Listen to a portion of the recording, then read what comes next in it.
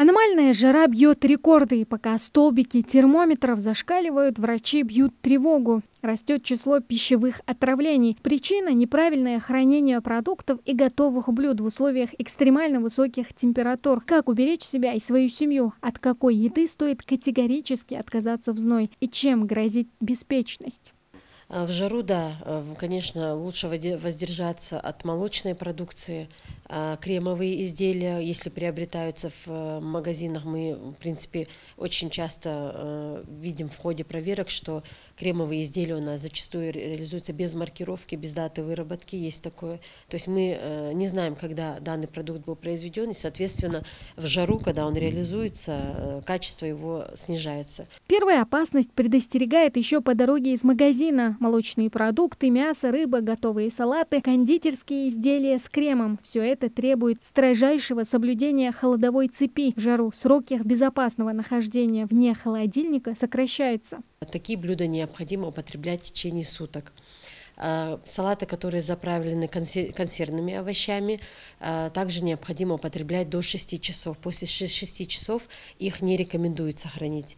Дома первым делом в холодильник, но и здесь важно соблюдать правила. Температура в основной камере должна быть не выше плюс 4 градусов, в морозилке минус 18 градусов. А вот главные герои летних отравлений – готовые блюда, особенно содержащие майонез или скоропортящиеся компоненты. В жару это бомба замедленного действия. От них лучше отказаться вовсе, если вы не уверены в свежести и условиях хранения. Заправленные салаты необходимо употреблять до 12 часов. После 12 часов их нельзя хранить.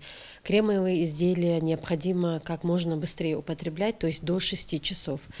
Соки, нектары можно хранить в холодильнике 2 суток. Готовите дома, помните, блюдо должно остыть до комнатной температуры не более 1,5–2 часов, после чего его необходимо убрать в холодильник. Повторно разогревайте только ту порцию, которую съедите сразу, и до кипячения, не менее плюс 70 градусов Цельсия. Супы и вторые блюда не храните в холодильнике дольше 48 часов. Фрукты, допустим, необходимо хранить в специальных отсеках в холодильном оборудовании и соблюдать влажность воздуха, то есть влажность и температуру воздуха.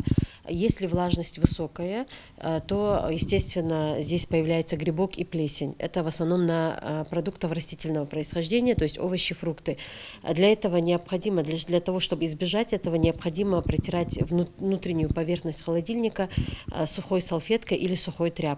Главное правило в жару: сомневаешься, не ешь, не пробуйте на вкус подозрительные продукты. Тщательно мойте руки, фрукты и овощи, пейте больше чистой воды. И помните, экономия на своем здоровье в сезон жары – самая ложная экономия. Тамара Хашагульгова, Адам Мережков, Магаз 24.